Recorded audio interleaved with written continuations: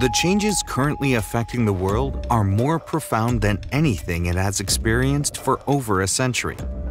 The conflict in Ukraine has created a humanitarian crisis, threatening global energy supplies and food security. European governments are increasing their military spending, even as people are taking to the streets to protest the high cost of living and the erosion of their rights. Washington is adding fuel to the Ukrainian fire while playing a similar game in the Asia-Pacific region. It's selling weapons to Taiwan, China, forming military alliances, fomenting political confrontation, and initiating trade and technology wars for the sole purpose of containing China. Around the world, regions are facing growing challenges. Can humanity find a way out of its current predicament? Can a new form of human civilization be built? To find the answers, we need to reflect on history.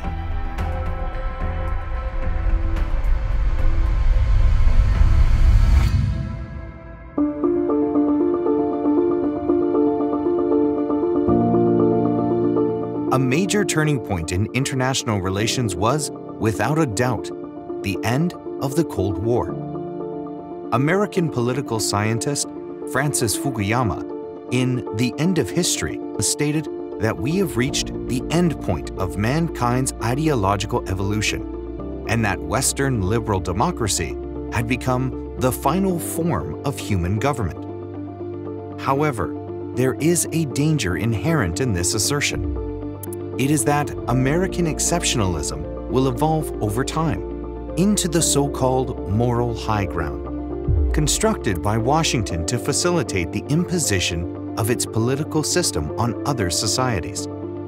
Fukuyama's own mentor, however, believed that the end of history had not yet arrived.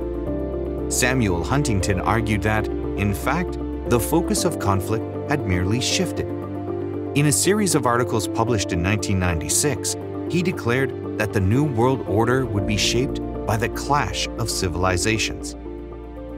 92 senesinde New York Times'ta Mart ayında yazı yayınlandı. Orada diyor ki Amerikan Pentagon'a yani Savunma Bakanlığı'na bir rapor hazırlanıyor. Bu raporda deniyor ki Soğuk Savaş bitti, yeni uluslararası güç merkezleri ortaya çıkarsa bunları engellememiz lazım diyor. Bu gizli belge. Sonra sızdırılıyor basına. Yani güç merkezlerinin ortaya çıkmasını engellemeyi amaçlıyor. Fakat Amerika sistemi kurmuş, onca sistemin ideolojisini yapmış ve kurumlar ona göre belirlemiş. Ama şimdi Amerika'nın bu hem Huntington'un hem Fukuyama'nın düşünceleri üzerine yeni bir yapılanmaya gidecekler. Bunun altyapısını hazırlıyorlar. Yani ideolojik, politik altyapısını, düşünsel altyapısını hazırlıyorlar. This thinking gradually matured as the Cold War came to an end. However, applying it in the real world would bring bloodshed and suffering. In 1989, just a month after the fall of the Berlin Wall, the United States invaded Panama. On January 17, 1991, people around the world watched live images broadcast by CNN of missiles striking Iraq. In 1999, NATO bombed Yugoslavia, marking the escalation of the Washington-led strike and intimidation strategy. The terrorist attacks of September 11, 2001 provided the United States with a convenient excuse for attacking Afghanistan, Iraq, Libya, and Syria. Every nation in every region now has a decision to make. Either you are with us or you are with the terrorists. U.S. attempts to export its ideology have not only undermined stability and development in the countries and regions targeted, they have also created a breeding ground for terrorist organizations such as ISIS. اقدامات سلطه‌جویانه آمریکا برای سیطره بر جهان سراسر دنیا رو دچار یک وضعیت بسیار خطرناک و همراه با جنگ، درگیری و از کنترل خارج شدن شرایط اجتماعی کرده. گسترش نئولیبرالیسم با پشتوانه نظامیگری هیچ سودی برای توسعه و مدرنیزه شدن جهان نداشته. این واقعیت که امروز شاهدیم قطعی برق در عراق و لبنان به یک اتفاق عادی تبدیل شده، به عبارتی نشون میده که پای مداخله جویانه امریکا به هر جای جهان که باز شده مشکلات اقتصادی و اجتماعی هم از راه رسیده و باعث درگیری‌های شدید اجتماعی در مناطقی میشه که امریکا به دخالت در امور آنها میپردازه. تاکنون هیچ یک از مناطقی که امریکا در آن مداخله کرده نتونسته از نفرین و تبعات ویرانگر این دخالت‌ها در امان باشه.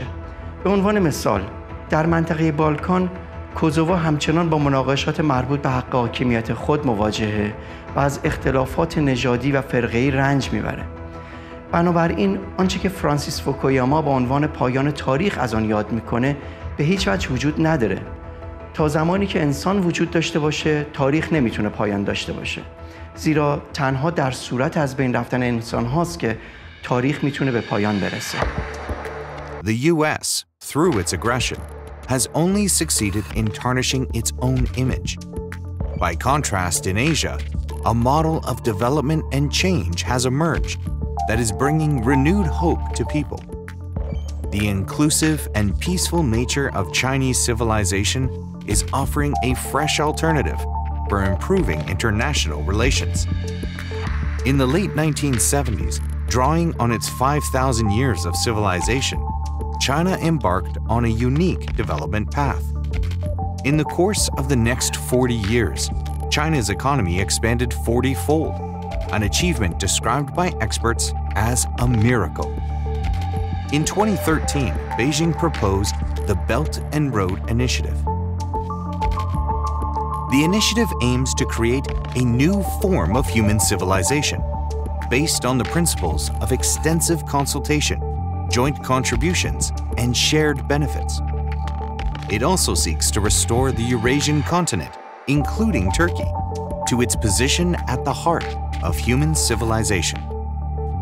Around the world, numerous countries and regions have reaped the benefits of China's transformation.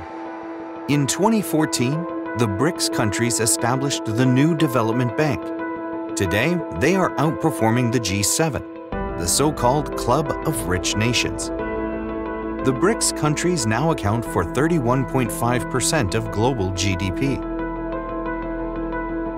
The wisdom accumulated over thousands of years is evident in Chinese diplomacy. This has become increasingly apparent under the leadership of Xi Jinping. Beijing, in promoting bilateral and regional cooperation, is advocating principles that stand to benefit everyone. Xi Jinping believes that long-standing and complex global issues can be tackled by reforming the existing system of global governance and adopting new approaches. Amerika şunu hesap ediyordu. Ben yine 2. Dünya Savaşı'nın sonrası gibi ortada bir güç görünmüyor.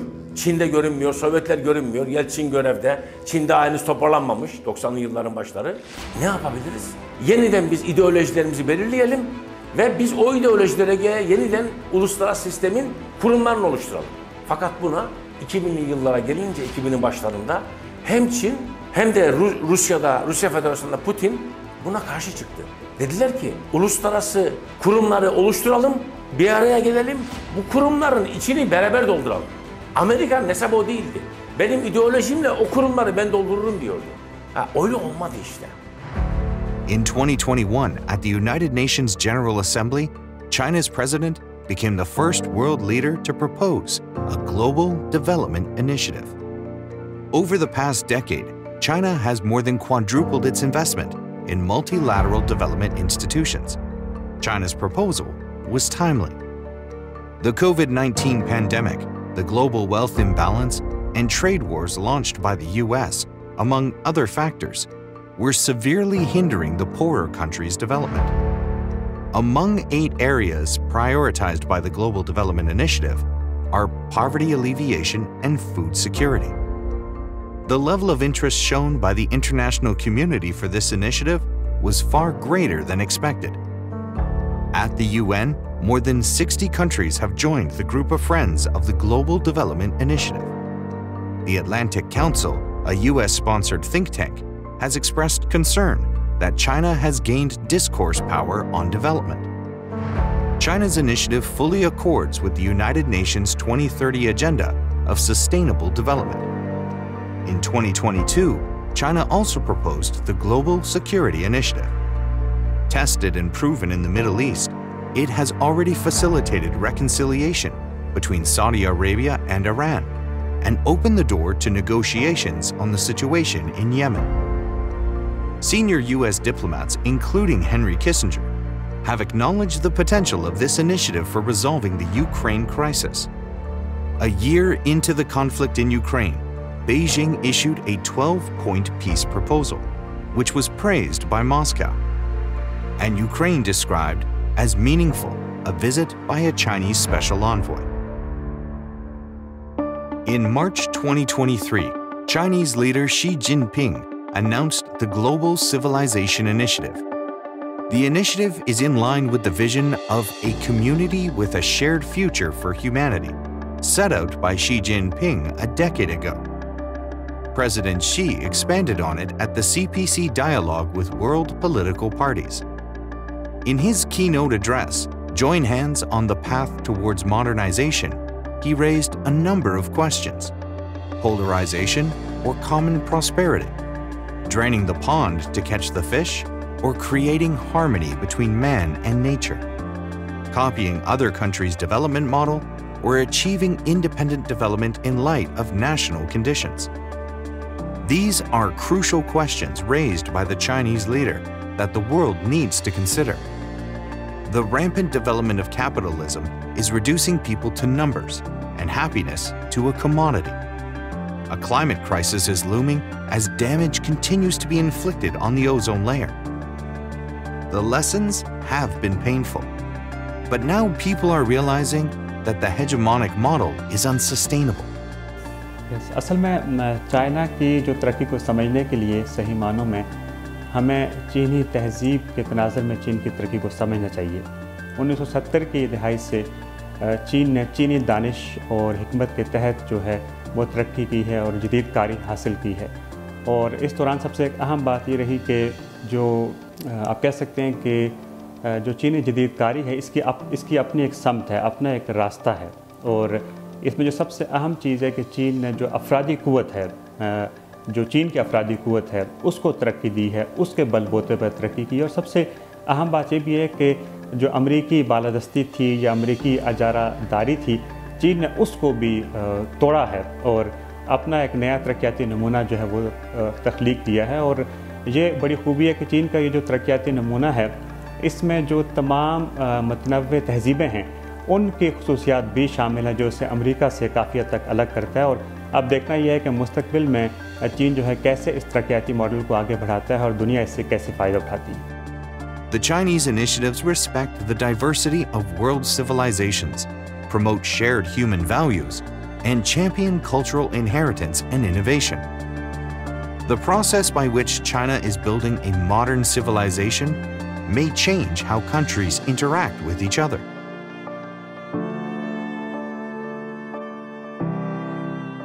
In June, worldwide interest was roused when Xi Jinping called for building a modern Chinese civilization. People, although they share a common destiny, are seeking their own paths to modernization based on their respective cultural origins. Civilization will either destroy itself or decide for a common structuring. Now China and Russia are saying, let's create the institutions first and put ideas together as a partners. I think there is no other way. The new form of human civilization proposed by China continues to enjoy widespread support in the international community. Sooner or later, clashes of civilizations will give way to cultural integration.